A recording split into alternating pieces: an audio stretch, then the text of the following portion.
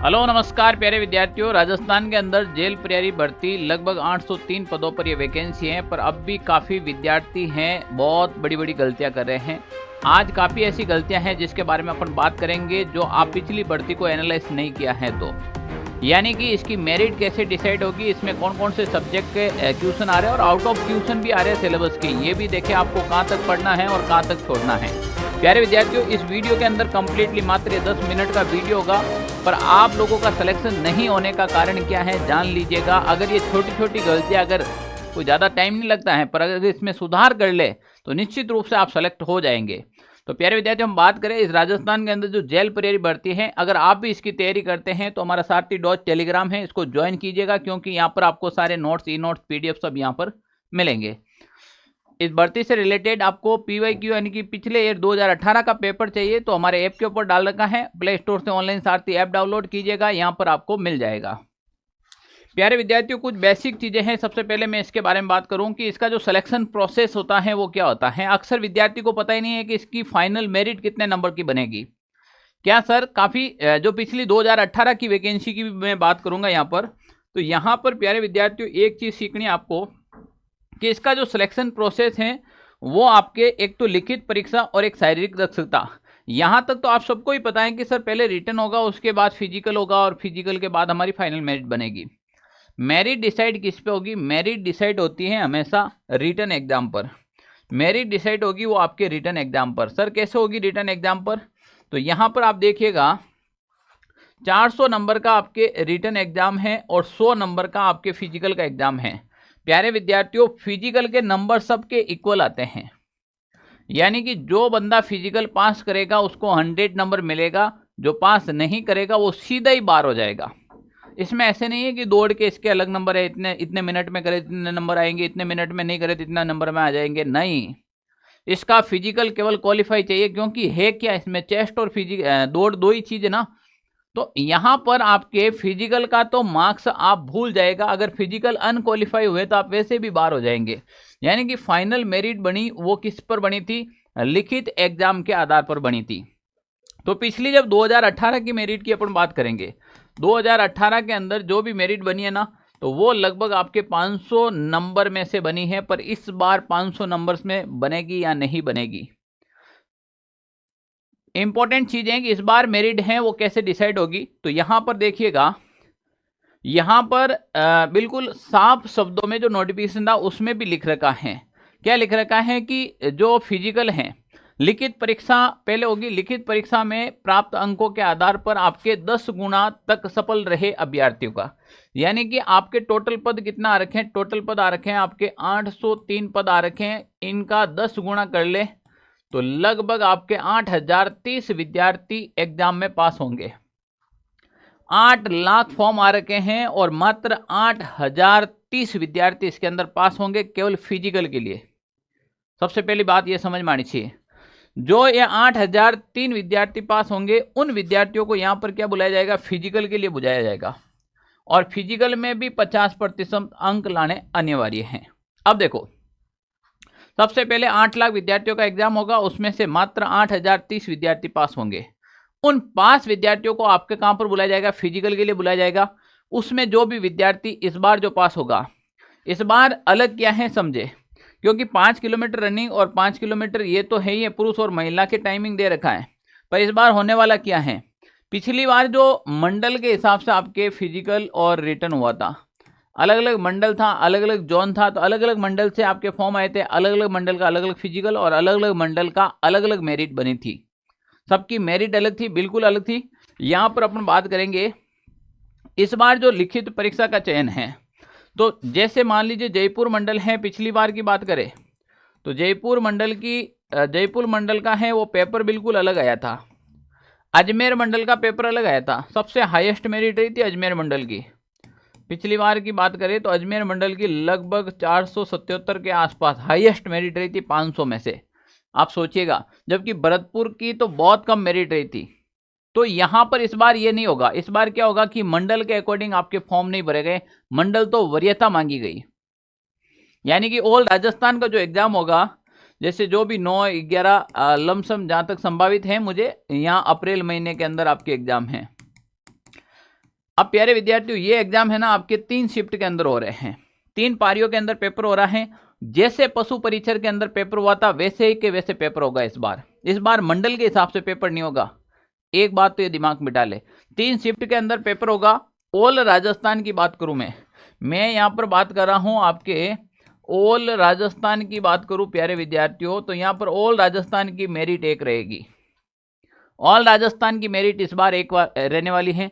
तो वो दिमाग से निकाल लेना कि मैंने भरतपुर से भरा है मेरा कम जाएगा, मैंने बीकानेर से भरा मेरा ज़्यादा जाएगा, मैंने अजमेर से भरा मेरा ज़्यादा रहेगा। नहीं, ऑल राजस्थान की मेरिट एक रहेगी। तो अब ऑल राजस्थान की मेरिट एक रहेगी, तो मेरिट में चयन करने के लिए, मेरिट में आने के लिए हमारे पास क्या ऑप्शन है, यहाँ पर आप देखिएगा कि पार्ट ए और पार्ट बी में सफल रहे अभ्यर्थियों में से लिखित परीक्षा में प्राप्त अंकों के आधार पर वरीयता अनुसार, जैसे आपने वरीयता भरी है उसके अनुसार आपको पोस्टिंग मिलेगी। तो मेन जो आधार रहेगा वो आपके लिखित परीक्षा रहेगी। यानी कि फिजिकल का तो दिमाग से आप निकाल लीजिए 1 मिनट के लिए, आपका जो मेरिट बनेगी वो लिखित परीक्षा के आधार पर बनेगी, और आपकी जो पोस्टिंग मिलेगी वो आपकी वरीयता के आधार पर मिलेगी। वरीयता के आधार पर कह ले, जैसे आपने मान लीजिए सबसे पहले आपने जोधपुर मंडल मांग लिया हो, किसी विद्यार्थी ने सबसे पहले जोधपुर मंडल मांगा हो, फिर उसके बाद जयपुर, और फिर उसके बाद उसने अजमेर मंडल के बारे में बात की है, मान लीजिए, फिर उसके बाद उसने भरतपुर मंडल की वरीयता दी है। आपके नंबर आए हैं, मान लीजिए 400 में से आपके नंबर आए हैं, मान के चलो जैसे 300, मान लीजिए 40 नंबर आपके आए हैं। अब 340 नंबर में जोधपुर मेरिट में आपका नंबर नहीं आया, जोधपुर में आपका नाम नहीं आया, जयपुर में आपका नाम नहीं आया, अजमेर में नहीं आया, 340 में आपका नंबर आ गया भरतपुर में, तो आपको वहाँ पर पोस्टिंग मिलेगी वो भरतपुर के अंदर मिलेगी, ना कि जोधपुर में। ये वरीयता सूची ऐसे होती है, आप बाहर नहीं होंगे, जहाँ पर भी लास्ट टाइम तक जहाँ आपको मिलेगी वहाँ पोस्टिंग मिल जाएगी। पर ऑल राजस्थान की इस बार मेरिट एक रहेगी, ऑल राजस्थान का पेपर एक रहेगा, नॉर्मलाइजेशन हो तो होना तय है।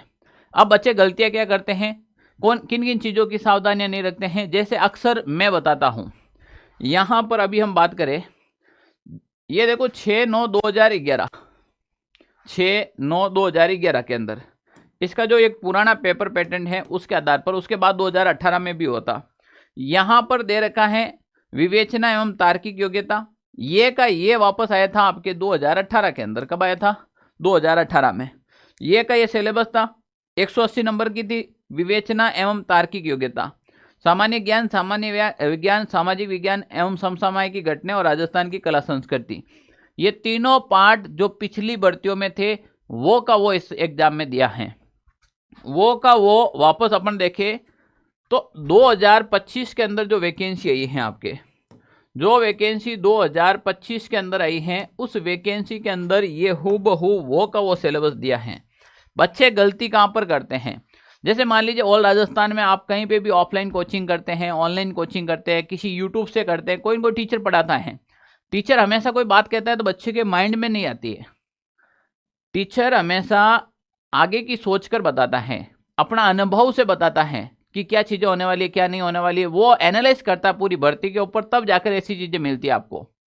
अब देखो प्यारे विद्यार्थियों, मैं हमारे जैसे ऑनलाइन सारथी ऐप के अंदर भी जेल प्रेरी का बैच चल रहा है। अब जब उसके अंदर बात करेंगे अपन मैथ की, तो बच्चे कहेंगे सर सिलेबस के अंदर गणित दे ही नहीं रखी है, मैथ, तो मैथ क्यों पढ़ना है। ये गलती आप सिलेक्शन पर सबसे बड़ी भारी पड़ती है। आप क्या सोचते हो कि आपके जैसे पॉइंट टू पॉइंट सिलेबस दे रखा है वैसे पेपर बनेगा क्या? वैसे तो आप फाड़ कर रख देंगे पेपर को, कच्चा चबा जाएंगे आप पेपर को, नौकरी किसे कहते हैं भाई। तो यहाँ पर आपके सिलेबस के इर्द गिर्द पढ़ना पड़ेगा। सर इसमें तो मैथ का कहीं पे भी जिक्र नहीं है। देखो विवेचना एवं तार्किक योग्यता, ये यहाँ पर रहा विवेचना एवं तार्किक योग्यता, हूबहू सिलेबस है, कोई भी प्रकार का डिफरेंट नहीं है। 180 नंबर का यहाँ पर भी है। पर मैं आपको पिछले पेपर की ओर लेकर चलूँ, प्रीवियस ईयर पेपर 2018 की मैं बात करूँ, ये 2018 का पेपर है। प्रीवियस ईयर पेपर के अंदर बात करें, ये सवाल देखना रीजनिंग का है या फिर मैथ का। 12 व्यक्ति किसी काम को 10 दिन में कर सकते हैं, उस काम को 8 दिनों में करने के लिए कितने व्यक्ति की आवश्यकताएं हैं। ये वो मैथ है जैसे रीजनिंग की तरह की जाती हैं। ऐसे सवाल आते हैं, प्रतिशत, लाभ हानि, प्रॉफिट एंड लॉस, एवरेज, बहुत सारे ऐसे क्वेश्चन देखने को मिलेंगे। 3 सेमी भुजा वाले किसी एक घन के 1 सेमी भुजा वाले छोटे घनों में विभाजित किया जाता है तो कुल मध्य घनों की संख्या कितनी होगी? मैथ का सवाल है। अभी भी आपको यकीन नहीं हो रहा तो देखे, 10 रुपए 3600 के कुल लाभ को क, ख और घ में इस अनुपात में वितरित किया जाता है कि क, ख का अनुपात ये रहेगा, घ, ख का अनुपात ये रहेगा। तो ये आपके देख लीजिएगा मैथ का सवाल है। यदि ए की आय बी की आय से 50% कम है तो बी की आय ए की आय से कितना प्रतिशत अधिक रहेगी? ये प्रतिशत का आपके क्वेश्चन है। यानी कि आप सोचिएगा कि आपके सिलेबस में नहीं है फिर भी मैथमेटिक्स आएगी।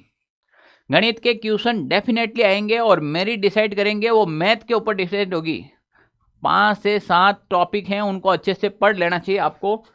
अगर ये गलतियां आप करते जाएंगे तो निश्चित रूप से ये गलतियां आपके ऊपर भारी पड़ेगी। एक सेल में सभी वस्तुओं पर 15% डिस्काउंट दिया जा रहा है। अब देखो यहाँ पर डिस्काउंट बट्टा का क्वेश्चन आ गया। एक्स और वाई की आयु के बीच के क्रमश अनुपात है, यह आयु से संबंधित क्वेश्चन है तो बट्टा से संबंधित है, एवरेज है, प्रॉफिट एंड लॉस है, प्रतिशत है। ये क्वेश्चन आपके एग्जाम में जिसे अर्थमेटिक कहा जाता है, सिलेबस में तो नहीं दे रखा है, यहाँ सवाल आ रहे हैं।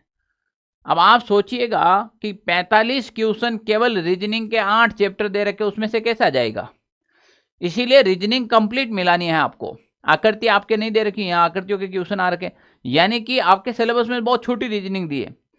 पेपर में जाकर देखिएगा कंप्लीट रीजनिंग पूछ रखी है, कंप्लीट अर्थमेटिक पूछ रखी है। तो मैथ भी साथ में आएगी, रीजनिंग के साथ में आपके मैथ तैयार करनी ही होगी आपको। रीजनिंग के साथ में अर्थमेटिक आपको मैथ पढ़नी होगी। जो विद्यार्थी ये अगर गलती करेगा वो इस मेरिट से पीछे रह जाएगा। मान के चलो अगर ये सावधानियां नहीं रखी तो इसका खामियाजा भुगतने के लिए तैयार रहना। कुछ ऐसी चीजें हैं जैसे हम बात करते हैं कि सर ये तो क्वेश्चन है ही नहीं, देखो ब्लड रिलेशन का क्वेश्चन हो, ये यहाँ पर आपके सिटिंग अरेंजमेंट का क्वेश्चन हो, बहुत सारे ऐसे क्वेश्चन है जो आपके सिलेबस में नहीं है, आकृतियों का क्वेश्चन हो, तो ये इस प्रकार के भी क्वेश्चन आपके पूछे जा रहे हैं। प्यारे विद्यार्थियों, ऐसे वीडियो बनाने में, एनालाइज करने में बहुत ज़्यादा टाइम लगता है, क्योंकि पूरी भर्ती की तह यानी कि जड़ तक जाना पड़ता है, क्या हो रहा क्या नहीं हो रहा है, और उसके बाद हम ये है यहाँ यानी कि इस भर्ती के अंतिम क्षण तक जाकर ये रिजल्ट निकाल सकते हैं कि वास्तव में किन चीज़ों पर सावधानियां रखनी चाहिए। फिर भी बच्चा इसको फॉलो नहीं करता तो नुकसान में रहता है। तो किन चीज़ों की सावधानियां रखनी चाहिए? पहली, नंबर 1, आपकी जो मेरिट बनेगी वो लिखित आधार पर बनेगी, यानी कि जो फाइनल मेरिट रहेगी वो लिखित पर डिपेंड करेगी। दूसरा, मैथ को छोड़ने की गलती मत करना। तीसरा पॉइंट आपको सबसे ज़्यादा ये याद रखना है कि सिलेबस के इर्द गिर्द का मैटर भी पढ़ना है। ऐसा नहीं कि ये मेरे सिलेबस में नहीं दे रखा है मैं ये मैटर ना पढ़ूं। रीजनिंग दे दी है तो भाई कंप्लीट रीजनिंग को आपको पढ़नी है, जैसे ये सारे के सारे रीजनिंग के क्वेश्चन है ना। अगर ये तीनों गलतियां अगर आप कर ली तो आपके ऊपर भारी पड़ेगी। तो प्यारे विद्यार्थियों, ये तीनों गलतियां मत दोहराना। मैं अभी भी कह रहा हूँ, छोटी सी बातें हैं, 2-3 बातें ध्यान रख लो। सबसे पहले आप हमेशा ध्यान रखना, सबसे ज़्यादा मेहनत करें लिखित परीक्षा पर। लिखित परीक्षा के आधार पर मेरिट डिसाइड होगी आपके। गणित विषय को जरूर पढ़े, गणित यानी कि मैथ को आप जरूर पढ़े, ठीक है ना। और इसके बाद सिलेबस के आसपास का मैटर जरूर देखें, क्योंकि आपके रीजनिंग कंप्लीट आएगी, इसके आसपास का मैटर है वो जरूर देखिएगा। प्यारे विद्यार्थियों, अगर आप भी राजस्थान के अंदर जेल प्रहरी की तैयारी कर रहे हैं, राजस्थान पुलिस की तैयारी कर रहे हैं, और आप भी चाहते हैं कि 2025 के अंदर आपका वर्दी का सपना पूरा हो जाए, कौन कौन विद्यार्थी हैं जो चाहते हैं 2025 के अंदर हमारा वर्दी का सपना पूरा हो जाए, वो कमेंट जरूर करना कि सर बिल्कुल हम चाहते हैं कि 2025 में हमारा वर्दी का सपना पूरा हो जाए।